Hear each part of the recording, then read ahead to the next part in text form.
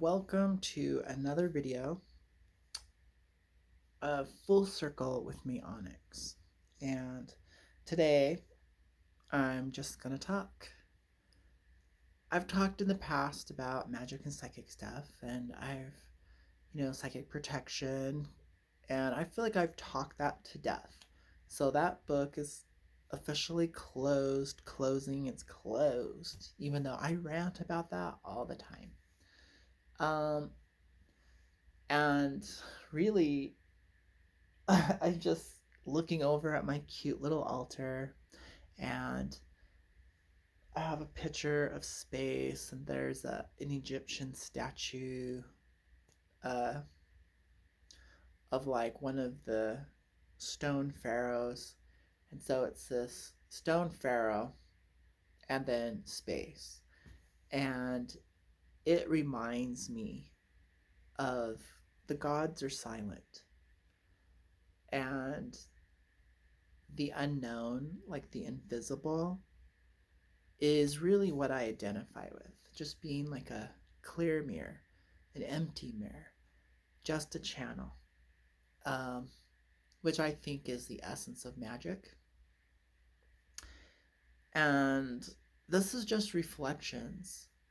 I think people who are seeking some type of spiritual enlightenment might go to someone who's enlightened, and then you would ask that guru all sorts of questions. Am I there yet? What stage am I at? What technique do I do? Do I meditate? And you trust them. And but for magicians, where's your guru? Where are the wizards of wizards? Where are the fathers of wizarding, of magic? And did they die with the pharaohs?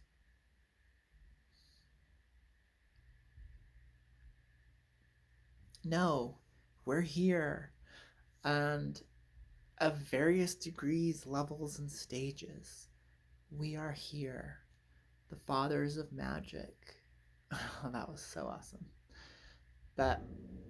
And I would say there's a lot of misguidance. Once you have, I would say, a good 10 to 15 years of studying and practicing magic, getting a feel for it, you are getting up at the elite level. Who in the world dedicates 15 years to their craft of serious study and practice of the magical arts? And then what do you do with all your power? Maybe write music, you know? Maybe become like a rock star wizard, like Beethoven, Prince, Bach. All these wonderful musicians are rock star wizards. I mean, they're working with sound and math and time, because rhythm, space. We measure time with space and space with time, so they're like inseparable. So that's just some wizards you may not be thinking about. Real practical modern wizards. So whatever your craft is, you find it takes about 10 to 15 years to get good at it, get some real results. And it just so happens that I've always had an interest in the metaphysical realms since a very young age, since second grade, when my sister told me she could astral project, when Spock was on the screen with his mind powers way back in the 70s. And it's always been there. So I would say I was brought up in a strange culture, you know. My mom and my sister loved fiction novels. they live for it. And they always were reading about dragons and sorcerers and feminine heroes and things like that. And my mom watched Star Trek. And what was really weird is my dad seemed to be more in the world. Yet, he was the one who took us to E.T. and Star Wars. And so there's this like fiction fantasy kind of in the backdrop of everyday life. Besides that, they were, I would call them devout Mormons. They were religious. I would call that alternative Christianity for sure. Like, but they were dutifully loyal, you know? And so there was a discipline, there was a loyalty to a system that created structure in order. And so it was like there were three realities going on. There was this uh, fiction, escapism, entertainment in the form of fiction, and then everyday life, you know, the family, going to school, everyday stuff, and then that religious Sunday. And we would have family night on Mondays, and we would sit around the table and try to, you know, eat a meal together, read a little bit of the Bible, say a prayer, have a little lesson of the week, and try to be inspired for the week. You know, and that ebbed and flowed through the years and growing up. You know, sometimes we had it, sometimes we completely failed, then we resurrected it at one point, and then we finally quit, never did that again.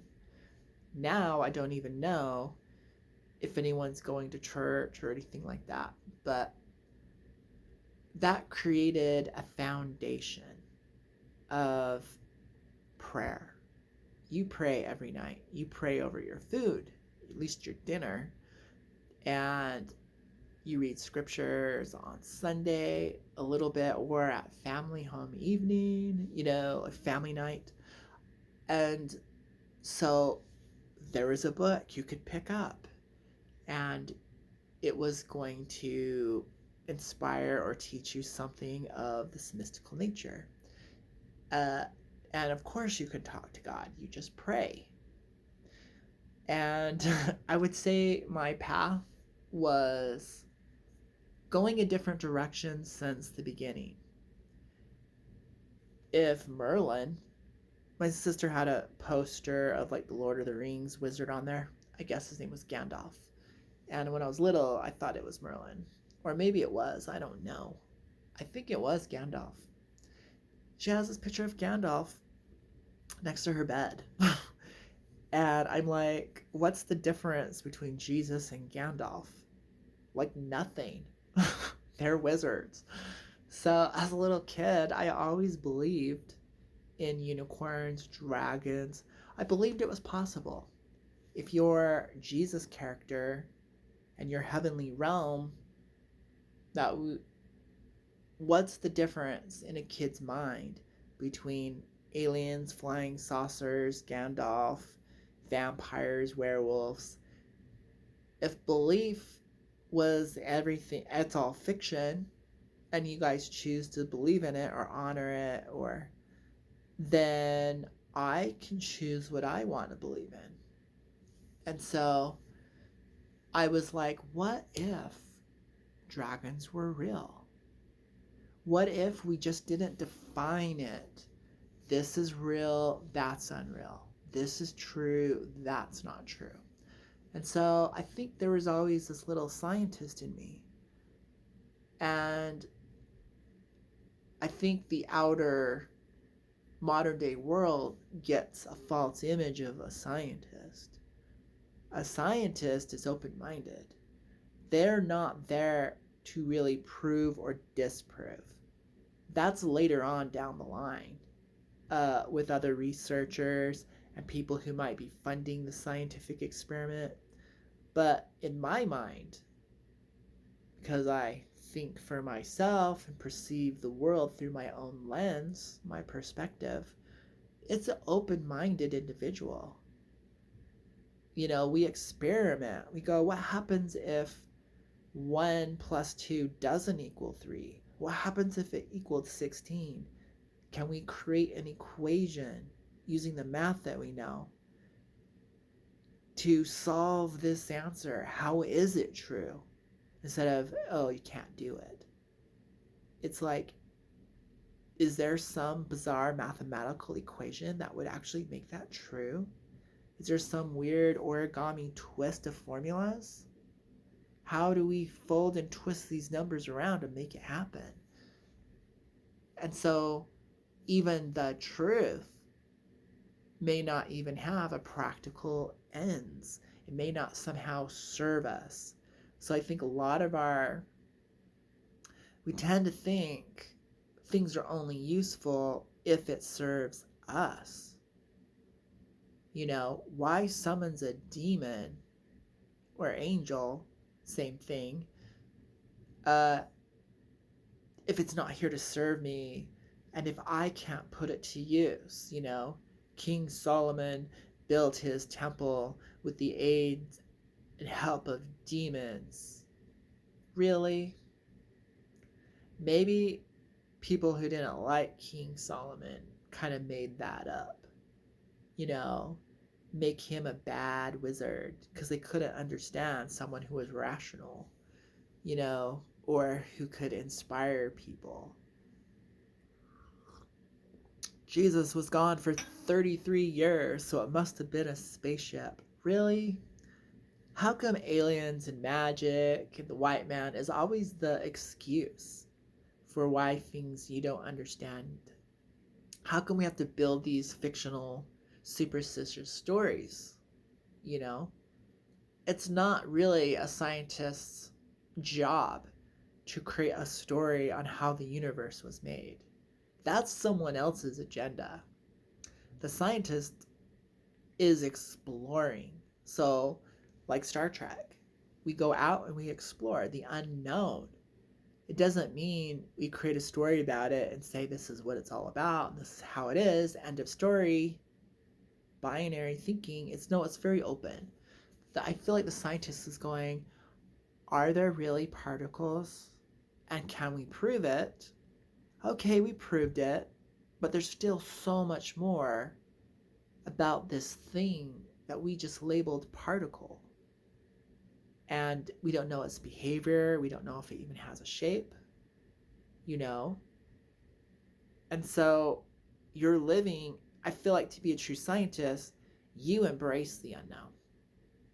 Like, that is home base, is I don't know. And it just so happens, the more you get enlightened spiritually, the more you know, the more you don't know.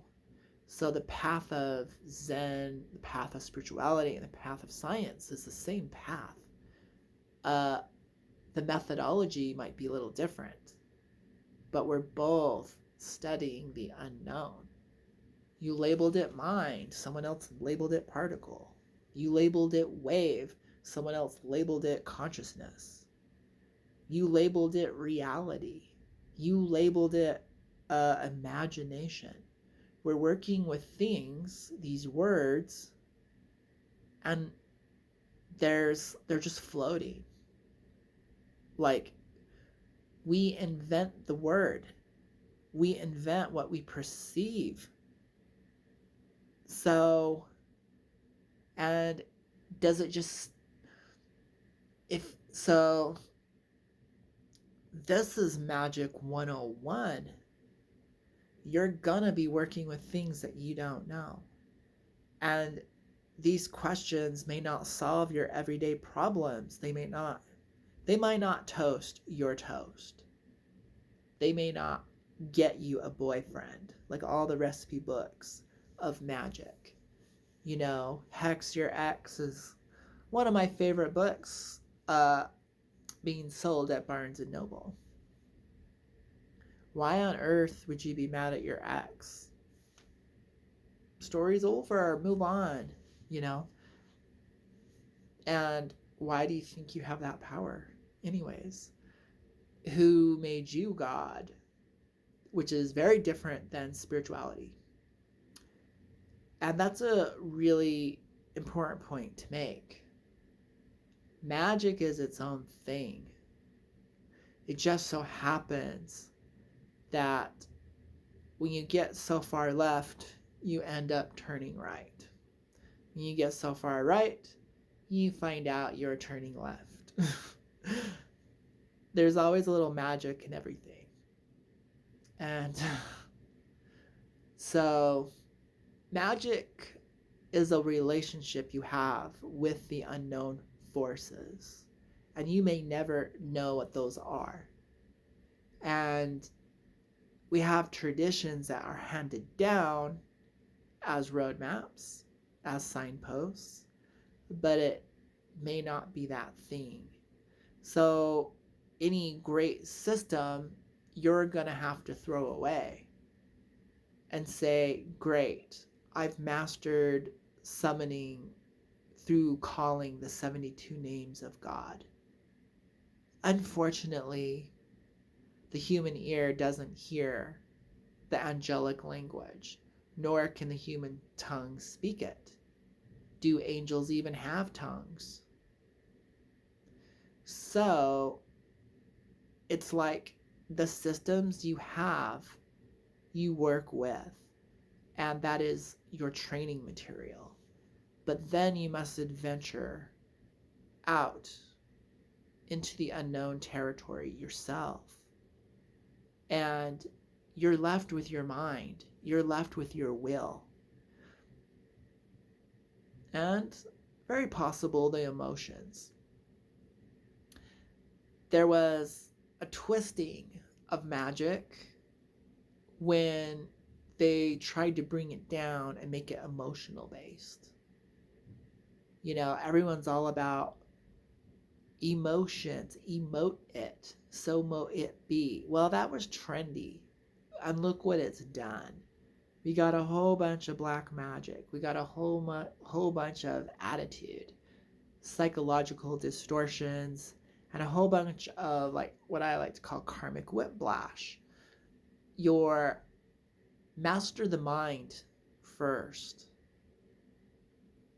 because emotions are kind of like raw power. But, well, we could go on and on. But I would say it's learning to focus is the art of magic. And the magician uses symbols and rituals to help focus their mind. Everything is a focusing device. The words, the names of power, all of that is to dial in, to align yourself. So, law of attraction is watered down magic. A lot of what I would call now new age spirituality is watered down magic. Even the new stuff that like Joe Dispenza has put out there on heart. So it's like the terminology, heart-brain coherence. Well, you know, new agers call that alignment. You know, align your chakras. So you've just rebranded something that's been going around forever. The new thing that you've done is you've now hooked it up to monitors. You know, we're going to scientifically quantify this. If you could measure it, it's a science. Welcome to math. You know, if you put a computer to it, like some instruments, it's now technology. Welcome to math and technology, science and technology. It's just an extension of the human experience. But here we are. We're all so heavily invested in it. So it doesn't have to be a pentagram. It doesn't have to be a circle. It doesn't have to be a wand. It doesn't have to be a chalice. It doesn't have to be a witch. It doesn't have to be a wizard. It doesn't have to be on a full moon. You know? But the system is fun. and it's workable. And it's like training wheels, you know? We devise, we play games, and we have to set limits. So the system, by its very nature, sets limits. So there has to be a time where you change the rules and find new horizons and maybe new limits. And when you break out, that might be the real magic. So we we think a lot that magic has to do with miracles. That gets twisted with religious thinking. Religious thinking in my mind is a little bit insane. It's like superstition. Superstitious is anything not, in my mind, something you believe in that's not based on logic or reality and has no proof or evidence. A lot of miracles aren't based on logic or reality and have no proof or evidence. Instead of saying the word belief, you say faith. Or I know it to be true. Magic doesn't need a whole lot of faith, doesn't need a whole lot of belief, doesn't need a story, it doesn't need superstition. It's more of an experiment. It's more of a, you could call it a technology. And its tool is your mind. Yeah, your focus, your will. So Neville Goddard was a pretty awesome, I would call him a mystic and maybe even at some point a wizard. And his terminology was different. He realized himself as imagination. Even the imagination must first be summoned by the will. So if manifestation is imagination, aka thought form creation, the will was what made you choose that image of imagination. You had to direct your will, you had to consciously choose it. So I would say the essence of magic is willpower and choice. You will it because you chose it. So we can go back a little, we can peel back the layers deeper, and it's the will. Aleister Crowley said, "Do what thou wilt, but love is the law." Love is a sustaining, life-giving, image-supporting emotion of the universe. It's not like a human emotion of expression, crying, tears, hugs, and all those gesticulations that we use to try to express the emotion. Love is the sustaining force that holds our precious images, that holds our realities, that holds our bodies together. But it was the divine will that created those images, that emoted them, or I should say invoked them. So it gets a little twisted. We can lose our thoughts in the ethers with that one. Neither science nor magic needs excuse rationales. Oh, the ethers are always in a flow, so that didn't manifest. My vision, my prophecy didn't work because things changed in the higher planes. There's no cop out. There's no excuse for ourselves. When the ritual doesn't work, it was because there was a lack of willpower. It wasn't invading demons, supernatural forces in conflict with your will. It was most likely you. So when you retrace your steps, you did it at the wrong time because you didn't set space. You didn't plan. You didn't have forethought. You didn't have insight. And you didn't have a moral compass. If it goes against the all, if it goes against the greater good, that which we're all interconnected, it's more self-serving instead of serving humanity, because simple fact, we're a collective. Simple fact, we have to contribute to society on some level. And when you're not, you get whacked. So there's a balance. You can look at through a spiritual lens, and the philosophies, we're calling it karma, but you can just look at it as energy dynamics. You know, nothing is free. You have to pay for the ticket of life. You even have to pay for your ticket of death. So you're always paying for it. There must be a sacrifice. So the law of sacrifice, equal exchange, reciprocity. These are facts. Saying thank you is a wonderful way to rebalance that scale. Learning to be generous, learning to be connected to your world, to others in it. You know? So a true wizard does walk that razor's edge, and many fall down into the abyss.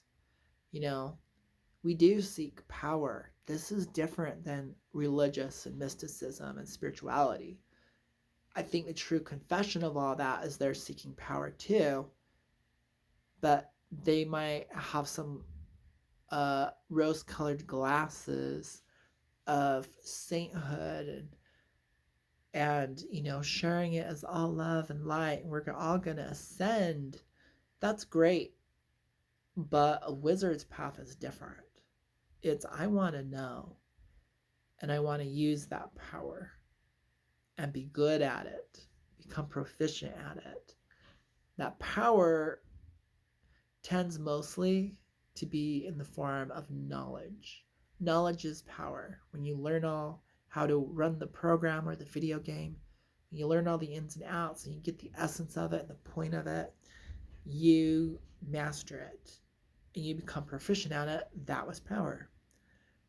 When you get really good at language, you basically become a really good speaker.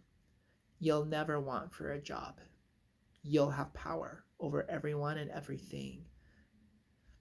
And, or just have a really clear mind. Meditate. So pick a skill. There's so many. When you truly become, so you're like, so let's say, oh yeah, I want to be a loving person. I really want to be, demonstrate in the world this Christ-like love. Okay. Get really good at it. Love yourself that way and extend it. And all those powers will be given to you. If you want to have the power of speech or / the word, you can do it. It's going to take power. It's going to take knowledge. It's going to take practice. And so your practice is going to be 75% of it. So it's going to flip. First, you're going to do 75% of building up your knowledge, reading a lot and getting concepts, journaling, practicing some, and then over time it's going to switch and you're going to do 25%. It's going to whittle down because you've accumulated all that knowledge. You're not going to forget it, but you're going to put it into application. You're going to run your experiments. You're going to practice, get your results, refine it, practice.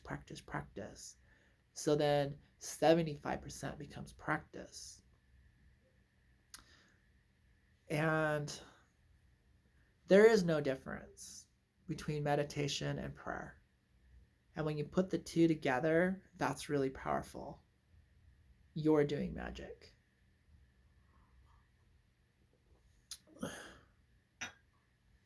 So in a weird way, magic just is, and it permeates everything.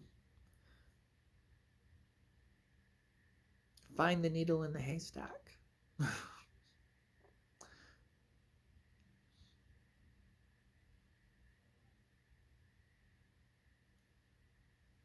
for one that doesn't know, so people who don't find use in this, who can't apply this to their magic, this knowledge is hidden. Even though I spoke it to you in the most clear, plain, direct way. In plain sight, it is hidden, standing before you. You do not have ears to hear, eyes to see. You know? And then that knowledge isn't there for you. There's no reason to obscure it in symbols, because when you're actually doing magic, then you can apply any piece of wisdom and insight from life, from any subject, and refine your craft. So, discipline. Hear a story about someone praying every day for 15 minutes. They did that for 20 years and they met an angel. You can apply that to your magical craft. I only work with candles. Great. Light your candle. Get to it. Shut up. Get to it. Commune with the flame. Maybe you'll attract an elemental spirit, build a relationship. Maybe you'll learn something about fire. So, the learning from the practice becomes wisdom and enlightenment. I have a fire elemental angelic friend. I've been building that relationship for years. And I love it.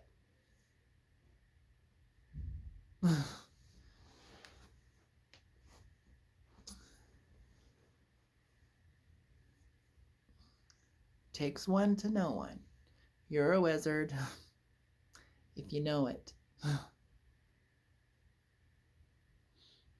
We're a different breed of beings, that's for sure.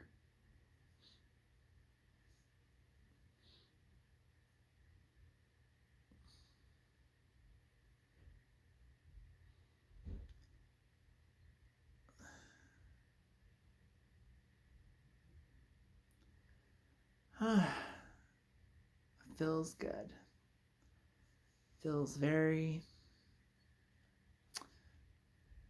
transmitting some wizarding vibes to my fellow wizards.